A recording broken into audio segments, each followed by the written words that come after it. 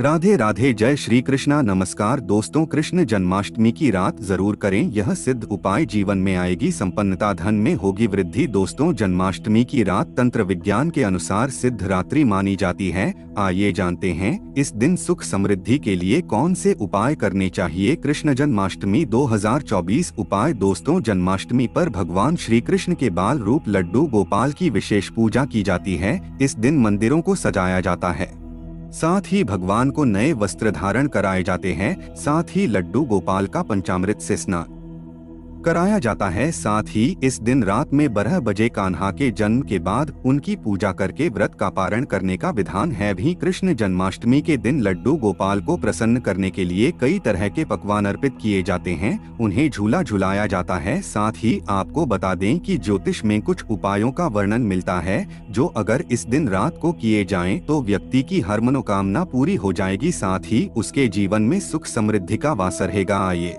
जानते हैं इनसे उपायों के बारे में। माखन और मिश्री का भोग लगाने का उपाय। जन्माष्टमी की रात जब भगवान का जन्म हो जाए तो उनको माखन और मिश्री का भोग लगाएं, क्योंकि कान्हा को माखन मिश्री बहुत पसंद है। वहीं ऐसा करने से जीवन में सुख समृद्धि का वास रहेगा और भगवान श्री कृष्ण की कृपा आप पर बनी रहेगी, दाम्पत्य जीवन खुशहाल बना रहेगा। दोस्तों, क्या आप जानते हैं कि भगवान श्री कृष्ण को माखन और मिश्री का भोग क्यों लगाया जाता है? तो आइए जानते हैं इसके बारे में। दोस्तों, शास्त्रों के अनुसार माखन में शुद्धता और ताजगी होती है जो हमारी आत्मा को शीतलता प्रदान करती है। वहीं मिश्री मिठास का प्रतीक है जो जीवन में मिठास और संतुलन बनाए रखने का संदेश देती है।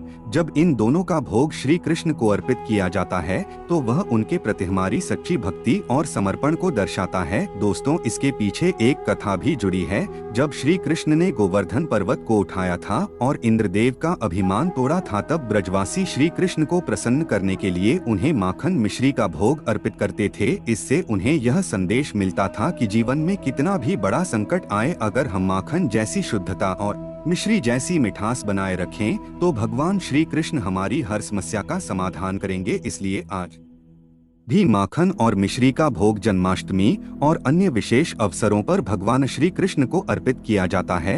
यह सिर्फ एक प्रसाद नहीं बल्कि भक्त और भगवान के बीच प्रेम और समर्पण का प्रतीक है। तो दोस्तों, इस पौराणिक कथा से हमें यह सीखने को मिलता है कि हमें अपने जीवन में सरलता, शुद्धता और मिठास बनाए रखनी चाहिए। इससे न केवल हम भगवान की कृपा प्राप्त कर सकते हैं बल्कि अपने जीवन को भी संतुलित और खुशहाल बना सकते हैं। शंख से अभिषेक करने का उपाय। दोस्तों, जन्माष्टमी के दिन लड्डू गोपाल का दक्षिणावर्ती शंख से अभिषेक करें। इसके बाद कृष्ण चालीसा या विष्णु सहस्त्र नाम का पाठ करें। ऐसा करने से आर्थिक स्थिति में सुधार आएगा, साथ ही जीवन में संपन्नता बनी रहेगी। दोस्तों, क्या आप जानते हैं कि भगवान श्री कृष्ण को शंख से अभिषेक क्यों किया जाता है? इसके पीछे की क्या धार्मिक कहानी और वैज्ञानिक संकेत है? आइए जानते हैं इसके पीछे का रहस्य। दोस्तों, भगवान श्री कृष्ण का शंख से अभिषेक करने का धार्मिक कारण यह है कि इससे भक्तों को समृद्धि, शांति और आध्यात्मिक उन्नति की प्राप्ति होती है। शंख से अभिषेक करने पर जल में पवित्रता और सकारात्मकता का संचार होता है। ऐसा माना जाता है कि शंख से अभिषेक करने से भगवान विष्णु, जो श्री कृष्ण का अवतार हैं, अत्यधिक प्रसन्न होते हैं और भक्तों की सभी मनोकामनाएं पूर्ण करते हैं। दोस्तों, विज्ञान के अनुसार शंख से निकलने वाली ध्वनि की तरंगे वातावरण को शुद्ध करती है। यह ध्वनि एक विशेष फ्रीक्वेंसी पर काम करती है जो नकारात्मक ऊर्जा को दूर भगाती। भरकर उससे अभिषेक किया जाता है तो उस जल में सकारात्मक ऊर्जा का प्रवाह होता है जो मानसिक और शारीरिक शुद्धि में सहायक होता है।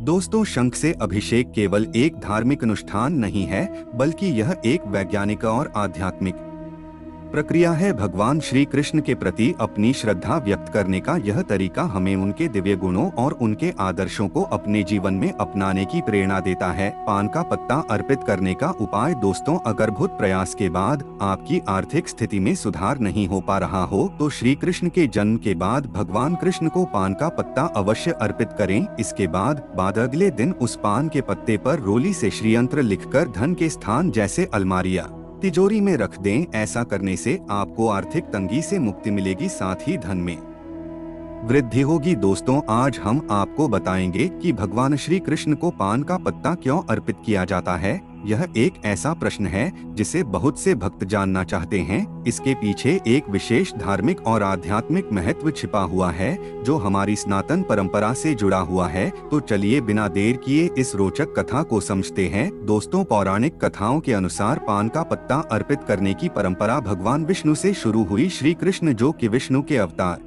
माने जाते हैं, उन्हें पान का पत्ता अर्पित करना अत्यंत शुभ माना जाता है। लेकिन इसके पीछे केवल धार्मिक मान्यता ही नहीं बल्कि एक सुंदर और भावनात्मक कहानी भी जुड़ी हुई है। दोस्तों, एक बार माता रुक्मिणी से श्री कृष्ण ने निवेदन किया कि वह उनके लिए कुछ विशेष करें जिससे वह प्रसन्न हो जाएं। रुक्मिणी जी ने श्री कृष्ण को पान का पत्ता अर्पित किया और उसमें अपने प्रेम, श्रद्धा और भक्ति को समर्पित किया। यह पान का पत्ता इतना विशेष था कि भगवान श्री कृष्ण को उसमें रुक्मिणी जी का निस्वार्थ प्रेम और भक्ति महसूस हुई। तभी से यह माना जाता है कि पान का पत्ता अर्पित करने से भगवान श्री कृष्ण शीघ्र प्रसन्न होते हैं और भक्तों की सभी मनोकामनाएं पूर्ण करते हैं। दोस्तों, पान का पत्ता केवल एक सामान्य पत्ता नहीं है बल्कि इसमें तुलसी, लौंग और अक्षत के साथ साथ कई औषधीय गुण होते हैं। इसे अर्पित करने का अर्थ है कि हम अपनी सभी इच्छाओं, भक्तियों को भगवान के चरणों में समर्पित कर रहे हैं। पान का पत्ता प्रेम, श्रद्धा और भगवान के प्रति पूर्ण समर्पण का प्रतीक है। बांसुरी अर्पित करने का उपाय। दोस्तों, कृष्ण जन्माष्टमी के दिन चांदी की एक बांसुरी बाजार से खरीद कर लाएं और भगवान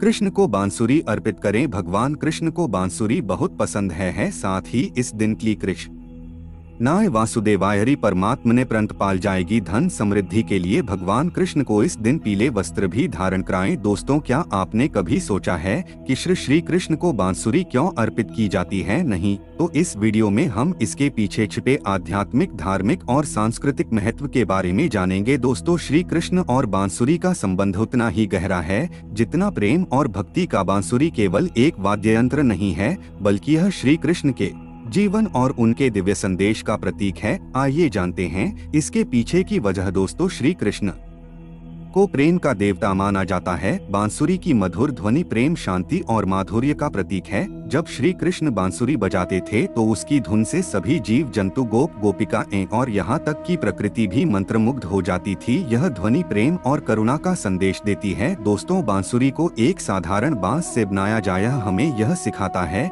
कि भगवान को बाहरी वस्तुओं की आवश्यकता नहीं है। वे सादगी में ही परम आनंद की अनुभूति करते हैं। बांसुरी के माध्यम से श्री कृष्ण हमें यह संदेश देते हैं कि सादगी और प्रेम से जीवन जीने में ही वास्तविक सुख है। दोस्तों, बांसुरी अंदर से खाली होती है। यह प्रतीक है कि जब हम अपने मन को अहिंसा और अन्य नकारात्मक भावनाओं से मुक्त कर देते हैं तभी भगवान हमारी आत्मा में वास कर सकते हैं। श्री कृष्ण की बांसुरी यह दर्शाती है कि हमें अपने हृदय को शुद्ध और खाली रखना चाहिए ताकि उसमें भगवान का वास हो सके। दोस्तों, बांसुरी सिर्फ एक वाद्य यंत्र नहीं है, यह श्री कृष्ण के प्रेम, भक्ति और दिव्यता का प्रतीक है। यह हमें सिखाती है कि जीवन में सादगी, प्रेम और भक्ति का कितना महत्व है। इसलिए जब भी हम श्री कृष्ण को बांसुरी अर्पित करते हैं हम उनकी उन सभी शिक्षाओं और मूल्यों का सम्मान करते हैं जो उन्होंने हमें सिखाए। वीडियो देखने के लिए धन्यवाद। ऐसे ही और वीडियो के लिए हमारे चैनल को सब्सक्राइब करें और नोटिफिकेशन बेल को दबाना ना भूलें। Please like, share, subscribe. Thank you.